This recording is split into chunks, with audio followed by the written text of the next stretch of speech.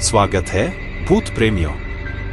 आज हम एक डरावनी यात्रा पर निकलने जा रहे हैं और इस कहानी का नाम जिन का बदला है। कहानी हिंदी में नीता सेंगर द्वारा लिखी गई है।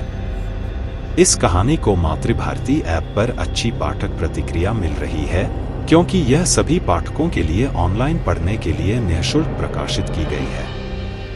दोस्तों, जिन के बदले की कहानी हिंदी शॉर्ट स्टोरीज में 4.9 स्टार की रेटिंग के साथ ट्रेंडिंग में चल रही है और इसे ऑनलाइन पाठकों के द्वारा बहुत ज्यादा पसंद किया जा रहा है। इस कहानी तक पहुंच पाने के लिए अभी सब्सक्राइब कर लें और कमेंट करके जरूर बताएं कि आपको कहानी कैसी लगी। एक शहर में एक मुस्लिम परिवार रहता था। उस परिवार के मुखिया थे असलम खान। उनके दो बेटे थे, मकबूल व उस्मान। असलम खान के दो पोते भी थे, अकरम और अयान। असलम को कभी कभी अपने खेत का काम देखने गांव जाना पड़ता था। अयान विदेश में रहकर डॉक्टर की पढ़ाई पढ़ रहा था। एक दिन अचानक असलम के छोटे पोते अकरम की तबीयत अचानक खराब हो गई। कई वैद्य हकीमों को दिखाया, उसकी तबीयत में जरा भी सुधार नजर न आता था। दिन पर दिन उसकी हालत बुरी होती जा रही थी। वह रातों में डर से चिल्लाता कि उसे कोई दिख रहा है। फिर एक दिन अकरम की माँ को उसकी सहेली न किसी बड़े पीर के बारे में बताया कि अगर कोई बुरा साया तो पीर बाबा उसे सही कर देंगे, बहुत जाने माने पीर है।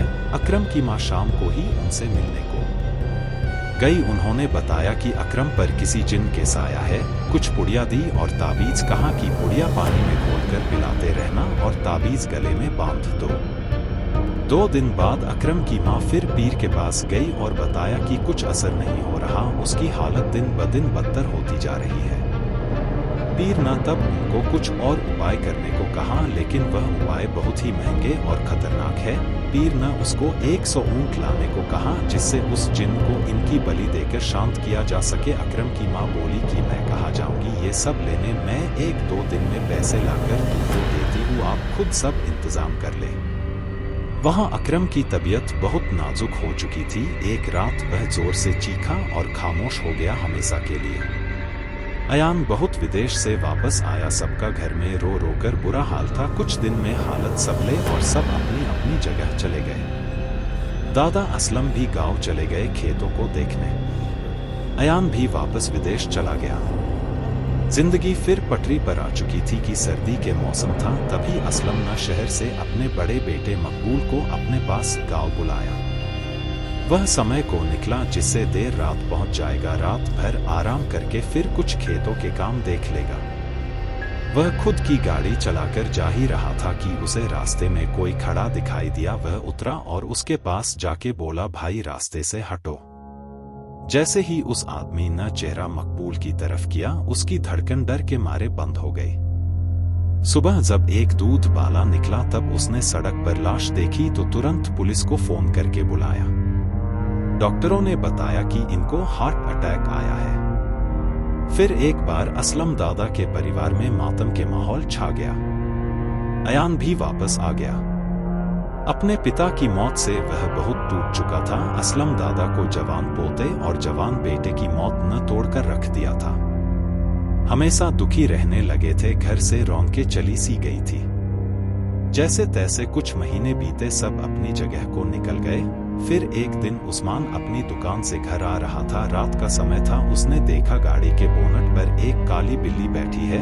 उसने गाड़ी रोक दी और बिल्ली को हटाने को उतरा। तभी अचानक से बिल्ली ने उस पर हमला कर दिया। उसकी गर्दन की नस काट दी। थोड़ी ही देर में उसकी मौत हो गई। जब उस्मान सुबह तक घर नहीं आया तो दादा ने नौकर को फोन किया तो पता चला वो तो रात में ही निकल गए थे। थोड़ी ही देर में पुलिस उनके घर पहुंची और डॉक्टर ने बताया कि किसी जंगली बिल्ली की वजह से इनकी मौत हुई है। पूरा परिवार फिर रामगीन हो गया। अयान को फोन किया, वह फिर वापस आया। इस बार दादा ने अयान से रुकने को कहा क्योंकि अब घर को अयान की जरूरत थी। पापा, चाचा, भाई सबकी मौत अचानक हो चुकी थी। दादा भी अब बूढ़े हो चले थे तो वह सारी जिम्मेदारी अयान को सौंपना चाहते थे।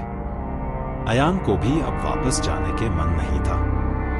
कुछ दिन बाद दादा गांव हिसाब किताब के लिए गए और वहां से कुछ दिन बाद अयान को गांव बुलाया।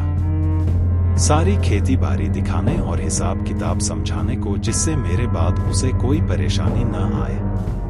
अयान सुबह निकला, शाम तक दादा के गांव पहुंच गया। रात हो गई थी। दादा ने कहा, अभी आराम करो, सुबह खेतों पर चलेंगे और सुबह ही बात करेंगे। दादा अपने कमरे में चले गए और अयान भी कमरे में आ गया। अयान कुछ किताबें पढ़ने लगा।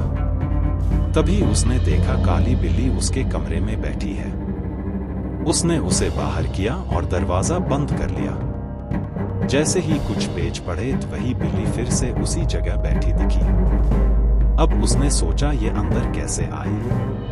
खिड़की खुली थी। उसने सोचा शायद खिड़की से आई होंगी। उसने फिर उसको बाहर किया और खिड़की भी बंद कर ली। थोड़ी देर बाद फिर वही बिल्ली म्याऊं करने लगी। उसी जगह फिर बैठी थी। अंदर अयान को थोड़ा डर लगा कि कैसे अंदर आ जाती है बार बार। अब तो कमरे में कोई जगह नहीं है आने की। वो फिर उसको भगाने के लिए उसके पास गया। वह पीछे हटने लगी और आकर बढ़ता गया उसका।